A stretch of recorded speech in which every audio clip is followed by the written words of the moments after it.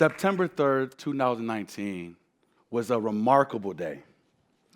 Like many of you, I was going through Facebook and I saw a post.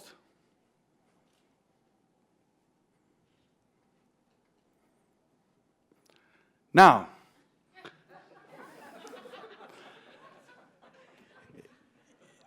a lot of other people laughed when they saw this picture. Now, when I saw this picture, because of my unique experiences in the world, I had a very different response than even most of you and the followers on Facebook. But I want to just start off by saying that this is actually a parody of this image. Now, for those of you who don't know who this is Nicki Minaj and her husband, Kevin Petty. And Nicki is the reigning queen of rap music and also the queen of the culture, which right now is something we talk about. We refer to hip-hop culture and its emergence in pop culture and mainstream culture in America. So, you heard a little bit about my bio, but I want to just make it more concise for you on why I had a very different reaction to this image. I grew up down the street from here in Rochester in the 14621 area code on streets like Conkey, Avenue D, and First Street. Some of the poorest communities in our city.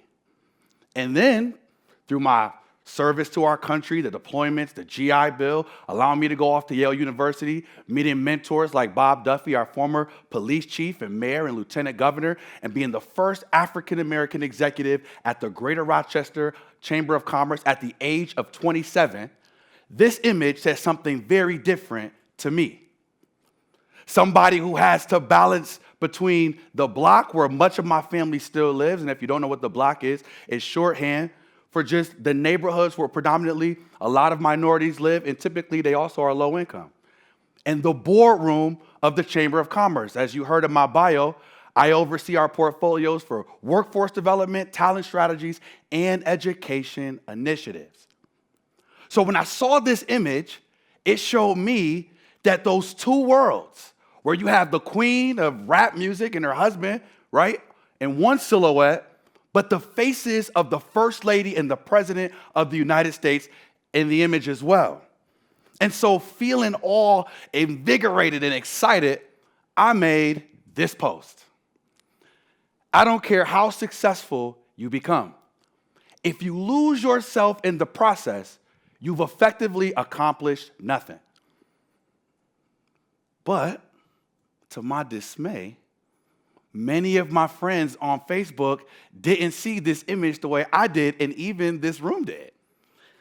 When I looked at the reactions, I saw that the laughing reaction was the most commonly used. So at that moment, I was out at Olive Garden, picking up my lunch, and I saw an older African-American woman and a younger African-American girl sitting at the bar. So I walked over to them and I said, "Excuse me, can you tell me what you see when you look at this image?" I was disappointed to hear terms like, "It looks a little ratchet," which if you don't know what ratchet means, ghetto, which followed the ratchet word, or uncouth, unprofessional. It looks like a parody. And this is when my antenna went up. It looks disrespectful to the President and First Lady. My jaw hit the ground. I said, "Wow, that's really what you saw when you looked at this?" They said, "Yeah, what did you see?" I saw that any young woman who expresses herself in accordance with the contemporary culture has a First Lady or a president in them. Any young man that expresses himself in that way has a first gentleman or a president in him. And they looked at me and their eyeballs got so big. They said, "Wow, I could see that. I could see how you saw that." The next question that followed was, if you don't even see these images as respectful with the face of the President and First Lady on them, what do you think about the young men and women who conduct themselves or carry themselves or express themselves in that manner? This is the heart of my talk today. My reaction to this was complete disappointment not just in the broader community, but even in my own community. That the stereotypes and bias that we have about people and their potential. Now, as a critical thinker, I went as far as to think to myself, do President Obama and First Lady Michelle Obama have value to most people simply for who they are? Or did the office of the presidency and the office of the First Lady provide value to these Black individuals? That's a question that America has to ask itself. Our society has to ask itself. The big revelation for me is that we have to advance our understanding of what it means to be an American. For quite some time now, we've always thought of ourselves as the great melting pot, right? But now when I hear melting pot, what I'm really hearing is there is this implicit and innate expectation that we should all conform and assimilate to customs and norms that we all didn't have a hand in making. I'm here to posit before you all today that when we advance that understanding of what our society should be, that beyond the melting pot is the salad bowl, where each element of the dish adds to the flavor and the taste of what it is. I mean, as you all can tell, I work out. But even I wouldn't want to eat a salad with only lettuce, right? The tomatoes, the onions, the carrots, the blue cheese if you like it, the bacon bits if you like it, the cheese if you like it. All add something unique to the overall salad. If we can't find it in ourselves to allow each and every expression of the American identity to be as it is, mind you, as I'm giving this talk, there is a young kid in high school down in Texas who can't even attend his graduation because he has dreadlocks. Think about the message that sends to young youth of color in particular. It's not only in their expressions that we problematize them, but also in their biological makeup. Dreadlocks is a very natural hairstyle, especially when it's this texture. And to have that be ostracized and to be marginalized behind it, what do you think that message is sending to that young man? Or the countless of other minority youth across this country who already feel that they're being failed day by day by the interconnected, interdependent systems, whether it's their family system, the work system, which I see every day, education system, the criminal justice and youth justice system. And yes, there are costs associated with that. Let me try you on one for this. In our community, the highest tuition cost of any K-12 student is in the Rochester City School District, which is a majority minority district, 80% between Latinos and African Americans. Annually, it costs between $24,000 and $27,000 to educate that child. From kindergarten to 12th grade, we're talking in the ballpark of $300,000, folks. Now, when we assess life outcomes such as employment, standard of living, quality of life, we know, statistically speaking, if you're born in this identity, in this community, Adrian Hale's story is an anomaly.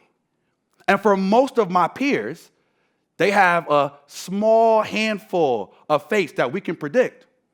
One, they will be failed by the workforce system, meaning that they graduate with degrees that aren't even worth the paper they're written on.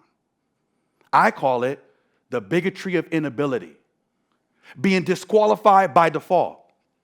So you jump around from entry-level job to entry-level job, only to finally get frustrated and then find a much more lucrative opportunity in the shadow economy. That's the second outcome, the life of crime. Or maybe you don't want to do that. We graduate you on to further dependency, where you take in, whether it's court costs, law enforcement costs, SNAP costs, which is also known as food stamps, HEAP, which is an energy subsidy that folks use, or the countless others in the cornucopia of social programs that we provide to our citizens. And the worst of all is death. Now, there's one other alternative. Some of those students graduate and they leave our region. But here's the catch. Most of them run off to the Sun Belt, cities like Nashville, Charlotte, Atlanta, Raleigh, you name it. There's a number of cities right now on the rise, rapidly growing, who all spend a significantly smaller amount on public education. So in effect, we are subsidizing the education costs for other cities who are growing at a much more rapid rate. If you remember nothing, there is a cost to inequality. So we really need to assess why we are where we are. And what is the implicit message when some Americans are precluded from the American experience? Not just from the economy, but also society. This is what we're all being faced with today. And I want to leave you with this message.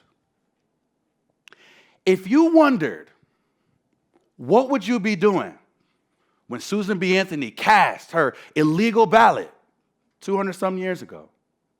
Or when Frederick Douglass stood up not far from here and asked the question, what does the 4th of July mean to the Negro? A question we can still ask, a question that is implicitly being asked in the subtext of this talk. Where you would be when Dr. King locked arms and marched for civil rights and freedom.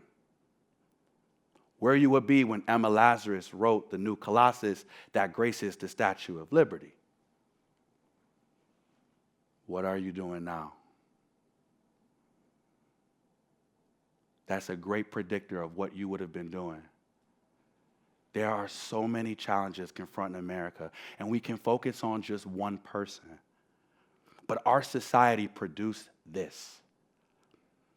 And I'll be the first to say that this is not the best moment, but it doesn't have to be the beginning of something much worse. We make that decision. We have to decide, who do we want to be remembered as? Would you have been standing on the sidelines and all the aforementioned examples? Or would you have been in the fight to allow the spirit of this country to continue to overwhelm the flawed lettering from the Constitution to the various laws and policies that shape our society today? I love that we're in a school because there's a 17-year-old girl named Greta Thunberg who became super, super big in her global pursuit to bring awareness to climate change. So all the young people in the audiences, you're never too young to say that poverty also is a man-made problem. Racism and sexism and homophobia and xenophobia and anti-Semitism and the countless other forms of hate that plague us all, that plague our civilization, and in many ways have come to define it. You're never too young to take on equity as the challenge. Because as simple as those two chains around his neck could draw comparisons about him, what happens when anatomies change? When self-expressions change and experiences change? When someone says that they were incarcerated, didn't they pay their debt to society? And how does society reintegrate that individual to be successful and a contributing member? It's never too early to find your cause. And I promise you, in finding your cause, you'll also find your voice.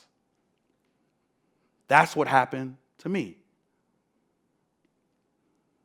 So please suspend your judgment. Go forward interested in learning, listening. In that act, you'll discover what it means to be an American. And the world is dependent on it. Thank you.